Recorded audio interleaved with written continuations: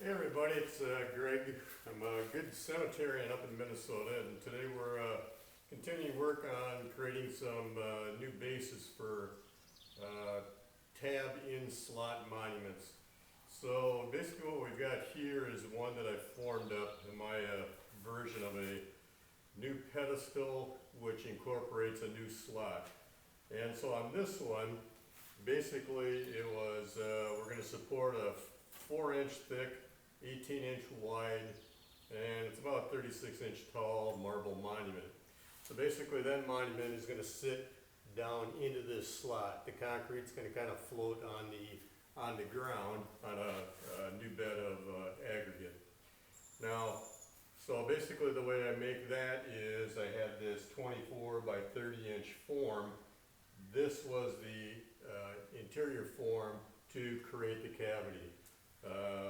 So basically we pull that form out, and essentially that creates the slot for the monuments to go in.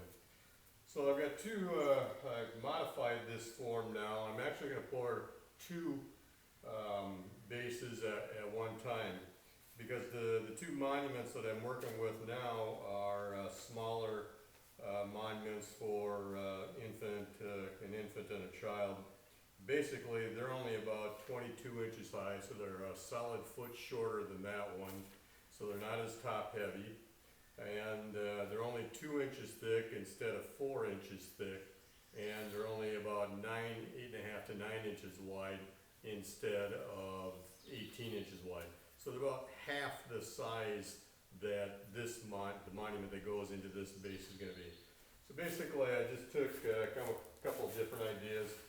I ended up just dividing this in half. So picture half of that slab there, and then I've got these two inner forms that will create the pass-through slot or the cavity. So we're getting ready. I got a couple of bags of concrete in the wheelbarrow, and we're getting ready to mix that up and pour it in. Now you notice that on this inner form I put in a couple of lag bolts to basically grab it, wiggle it, and eventually lift it out. After I get some concrete poured in here, I'll actually screw in some lag bolts or something to loosen those up, work them out, and lift them as the concrete sets. But right now, I kind of want to have a smooth, uninterrupted surface so I can float and trowel right across the top of all the edges here. So let's mix up some concrete and we'll get back to you. Well, we're back, or I'm back. So I got two bags mixed up and tamped around our forms. I also remeasured to make sure the forms didn't move around. So I went around and also tamped it down a little bit with a 2x4, so we're ready to pile on the next two bags in. Also, what you're seeing here are this metal device are what I call my cemetery tongs. Basically, they're like overgrown ice tongs, and so as I lift from here, either using my tractor and loader or my tripod hoist, basically as this center pin lifts up, these two side clamps grip, and I can lift this whole thing straight up all by myself. So I kind of fabbed that up myself, and you can see some builds on or how to do videos on how to build one of these, as well as a tripod hoist on my channel. Well, my weight loss program is going pretty good today. It's 85 degrees out, and got about 4 bags in here. And you can see it's basically not quite filled, so I've got another quarter of a bag mixed up, ready to go. So let's scoop that in, continue leveling it off, and then I'll do my best to get a nice surface. Okay, as you can see, we've pretty much got all the concrete in here we need.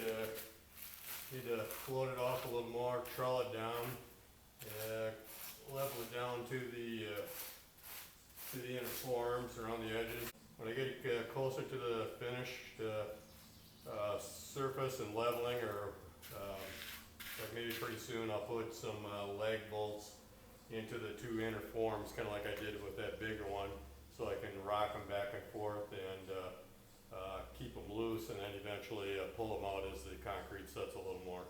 So we'll carry on. Well, it's been about a half an hour of dicking around, troweling. You can see I added some lag bolts or fasteners to my form, so I've started to pull those out, and as this sets I'll continue to wiggle these around, create a little gap around them, and then I'll continue to trowel and make sure I've got a good edge around here. Next process, I'll go ahead and making the radius edges all the way around the outer perimeter, like on here. Biggest thing is I want to create more of a caulk around the base of it to keep water out.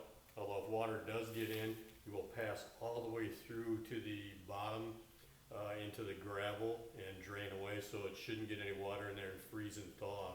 And that's what's caused these original slotted bases to bust apart, the freeze and thaw process. The other thing it will do is it basically keep the weeds from growing around in the crack there. So basically today I'm having a lot better luck with the edging tool, and so my forms are keeping them loose. In fact, I can almost pull these out now, but one thing I didn't tell you about the forms is basically the size of the forms. I make them add 1/4 inch to each side. So if I've got 8 inches in length, then my form is going to be 8.5 inches. The actual marble slab is 2 inches thick. These forms are 2.5 inches thick. The other thing you want to keep in mind is make sure that these forms are square to the bottom of your master form, so that basically when you pull these out, then that tab is going to be, or that monument is going to be sitting in there nice and vertical, assuming after you've got your concrete slab all leveled out, then your monument's not going to be cockeyed or whatever. So I'll finish up rounding the edges here and do a final troweling for as smooth a surface as I can get.